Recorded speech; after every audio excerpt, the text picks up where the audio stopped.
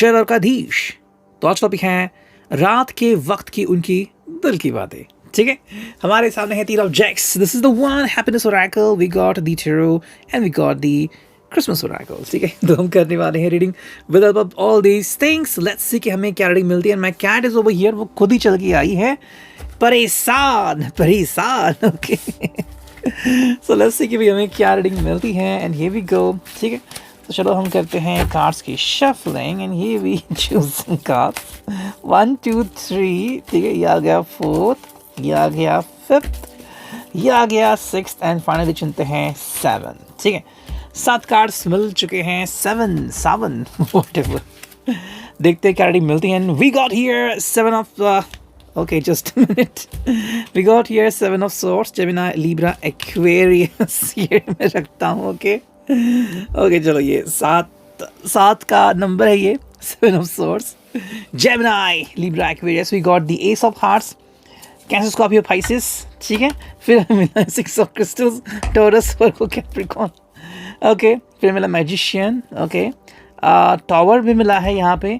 5 of swords भी मिला है, Gemini, Libra, sorry yes Gemini, Libra, Aquarius. And finally मिला है 2 of crystals, taurus, Virgo, Capricorn. तो बेसिक बात यहाँ पे ये आती है कि अगर हम यहाँ पे कंसिडर कर रहे हैं कि एग्जैक्टली इस पर्सन की अंडरस्टैंडिंग क्या है, तो हमें क्या समझ आता है वो हम यहाँ पे देखते हैं। ठीक है, देखो टावर भी आ चुका है, मतलब कहीं ना कहीं हम कह सकते हैं कि सिचुएशन जो है वो किसी न किसी के लिए आउट ऑफ कंट्रोल जा सकती है। ठीक है, why am I saying that, मैं ऐसा आखिर क्यों कह रहा हूँ, कोई तो वजह होगी। देखो आज शनिवार है एंड रविवार बस आने ही वाला है, तो संडे के दिन की जो परिकल्पनाएं हैं कि क्या मैं किसी से मिल पाऊँगा, मिल के इशू को सॉर्ट आउट कर पाऊँगा, जो प्रोमिसेस किए थे चाहे 14 के पहले 14 को या 14 के बाद में किए थे, क्या मैं वो निभा पाऊँगा, ऐसे कई सारे सवाल हैं। एंड एग्जैक्टली उनके जवाब कई बार सीधे नहीं होते। हम कहते हैं ना कि भाई प्रॉमिस किया है तो निभाना पड़ेगा, बट इतना भी ईजी नहीं होता। बहुत सारी प्रैक्टिकल बातें आती है, फैमिली आती है, घर वाले आते हैं, एंड हमारा बिजनेस आता है, हमारा ऑफिस आता है, तो ऐसे में वो चीज़ें हम कंप्लीट कर पाए ऐसा ज़रूरी नहीं है।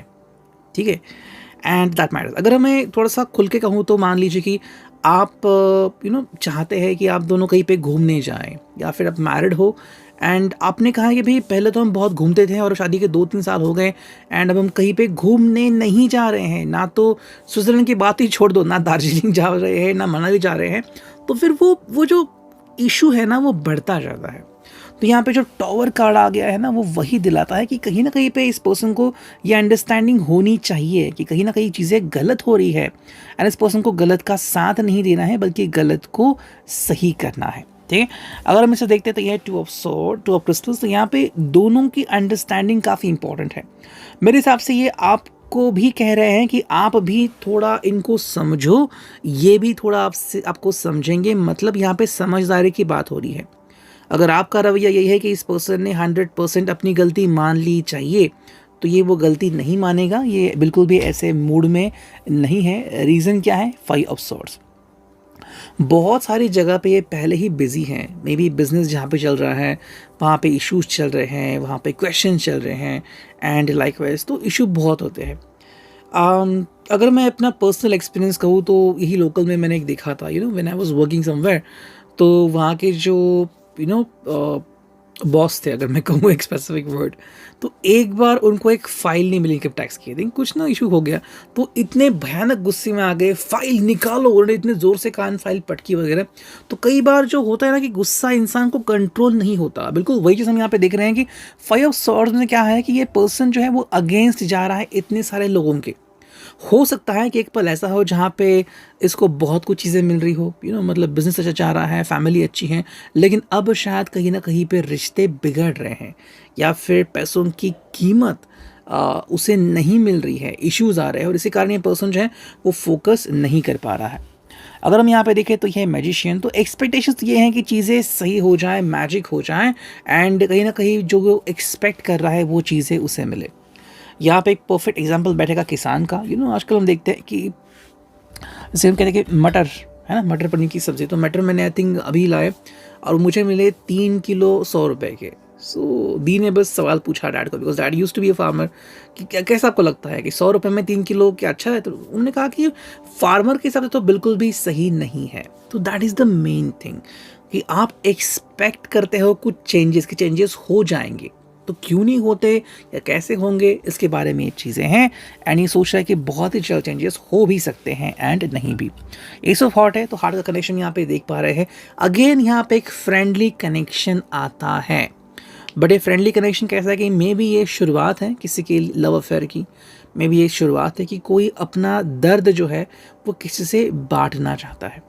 आजकल हम देखते हैं कि शादी करने के बाद भी लोग खुश नहीं रहते, मे बी कि वो एक्सपेक्टेशंस बहुत ज़्यादा रखते हैं, या फिर कि लोगों को लगता है कि अब शादी जो है वो रिस्पॉन्सिबिलिटी ज़्यादा हो गई है एंड फन कम हो गया है। ऐसे में अपने फ्रेंड के साथ समय बिताते हैं, ठीक है, लेकिन फिर क्या होता है ना, कई बार वो जो क्रूशल मोमेंट है कि आप किसी का सहारा बन रहे हैं या फिर किसी को सहारा बना रहे हैं, फिर वो थोड़ा ज़्यादा भी हो सकता है। तो इसके बारे में हर किसी को ध्यान रखना चाहिए। ये सब हार्ट मतलब ये कनेक्शन है, मे बी किसी किसी के साथ एक बहुत ही अच्छी फ्रेंडली बातें हो रही हैं, या फिर ये बातों के अलावा भी कोई एक शुरुआत हो सकती है। और अगर हम यहाँ पे देखें तो यह है 7 ऑफ सॉर्ड्स। तो अगेन यहाँ पे वही चीज़ हमें दिखती है कि बहुत सारी इच्छाएं हैं, लेकिन वो इच्छाएं कैसे पूरी करे, कब पूरी करे, हो नहीं समझ में नहीं आ रहा है।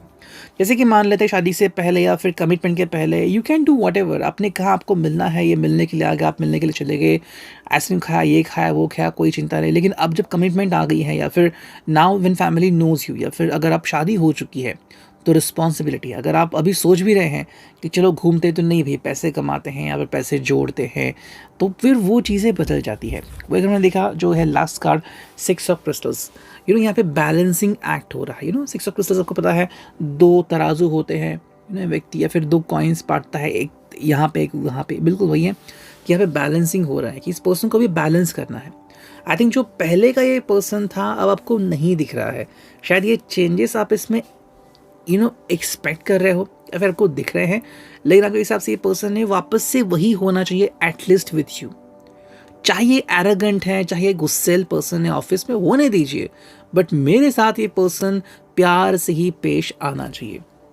आई think that is the one thing which you are expecting. अब हम देखते हैं कि क्रिसमस ओरेकल से हमें क्या रीडिंग मिलती है, ठीक है। लेट्स सी एंड करते हैं बस एक और बार शफल। ये आ गया पहला कार्ड, न्यू एडवेंचर्स, ये हमें कार्ड मिल गया, और देखते हैं कौन से कार्ड्स मिलते हैं ये, और बस दैट्स इट। चलो एक बार और भी लेते हैं, ठीक है। तो न्यू एडवेंचर एक कार्ड आ गया, मैंने रखा यहाँ पे, फिर आ गया है मैसेज, फिर आ गया है कंफर्ट जोन, फिर आ गया है सेलिब्रेशन, सेल्फ एक्सप्रेशन, फिर आ गया है भाई गिविंग अप, एंड फिर आ गया है स्पीड, ठीक है। तो अगर हम इनको सही तरीके से देखें तो अलग अलग एग्जाम्पल नज़र आते हैं। न्यू एडवेंचर मतलब कहीं ना कहीं पे इस पर्सन को लग रहा है ज़िंदगी में स्पाइस की ज़रूरत है। हो सकता है आपके साथ वो प्लान करना चाहे, लेकिन अगर आप प्लान के लिए रेडी नहीं है, अगर आप कहीं ज़्यादा दूर जाना नहीं चाहेंगे साथ बिफोर मैरिज है व्हाटएवर, तो ये पर्सन शायद न्यू एडवेंचर ढूंढना चाहता है, मे बी अपने फ्रेंड्स के साथ। लेकिन अगर यहाँ पे अपोजिट जेंडर है तो शायद किसी को इश्यूज हो सकते हैं, एंड लाइकवाइज जिसको भी अगर डाउट्स क्रिएट करने हैं तो डाउट्स कैसे भी क्रिएट हो सकते हैं। स्पीड अप चीज़ें हो रही हैं, तो मेरे हिसाब से ये पर्सन जो है वो कम्युनिकेट करने में देरी अगर लगा भी रहा है, फिर भी डिसीजन मेकिंग बहुत फास्ट हो रहा है। तो अगर उससे कहीं और मूव ऑन होना है, वो डायरेक्टली डिसीजन ले लेगा। गिविंग अप, जिसको भी लग रहा है कि उनका इशू जो है वो ख़त्म होने को या फिर ख़त्म हो गया है, ये कहीं ना कहीं यहाँ पे एंड है। इसका मतलब कि आपको यहाँ से मूव ऑन होना चाहिए। अगर आपको लग रहा है कि आपका जो साथी है आपसे कम्युनिकेट नहीं कर रहा है, ना ही इंटरेस्टेड है, या फिर अपनी ही मूड में है, ना आपको तकलीफ हो रही है, तो आपको सही डिसीजन लेना होगा खुद के लिए। We got the self expression, हर एक के लिए काफ़ी इंपॉर्टेंट होता है। मे बी आपको इनकी स्माइल पसंद है, इनको आपकी स्माइल पसंद है, इसका मतलब ये नहीं कि आपने उनके लिए वो डिज़र्व की या फिर रिजर्व की है, ठीक है। आपकी स्माइल आपके पास ही रहेगी। कई लोग क्या करते हैं, अपनी स्माइल किसी को डेडिकेट करते हैं। भैया आपने अपने फैमिली को डेडिकेट नहीं किया अपनी स्माइल, अपने पेरेंट्स को नहीं, सिबलिंग को नहीं, जिन्होंने आपका इतना ख्याल रखा, तो सिर्फ कुछ लम्हे आपने जिसको बिता दिए उसके साथ आप क्यों इतना कनेक्ट हो रहे हो, so that is the one thing. We got celebration, तो आई थिंक आप दोनों की ज़िंदगी में सेलिब्रेशन आ सकता है, या तो अगर आप साथ में हैं सेलिब्रेट टुगेदर, नहीं है सेलिब्रेट विद फ्रेंड्स, फैमिली और with someone special. Comfort zone काफ़ी इंपॉर्टेंट है। कई लोगों को लगता है कि मेरा कंफर्ट जोन खत्म हो गया, ऐसा नहीं होता। मान लो आपके घर में बेड है, बेड में कुछ इश्यूज आ गए, आप बेड बदलते हैं, तो कंफर्ट जोन हमेशा प्रेफर्ड रहता है। द मैसेज मतलब यहाँ पे या तो हम कह सकते हैं कि आप दोनों को एक दूसरे से मैसेजेस आप एक्सपेक्ट कर सकते हो, एक्सचेंज कर सकते हो, या फिर कोई समबडी न्यू, मे बी कोई न्यूली ट्रांसफ़र हुआ है आपके राज्य में वगैरह, फिर सडनली आपकी उनके साथ दोस्ती हो गई, बातचीत हो गई, ये पर्सन भी आपके लिए कुछ वंडर्स कर सकता है। और अब देखते हैं यहाँ पे हमें मिलते हैं हैप्पीनेस ओरेकल, देखते हैं यहाँ पे हमें क्या कार्ड्स मिलते हैं। लेट्स कनेक्ट टू इट, करते हैं बस एक और बार शफल, ठीक है।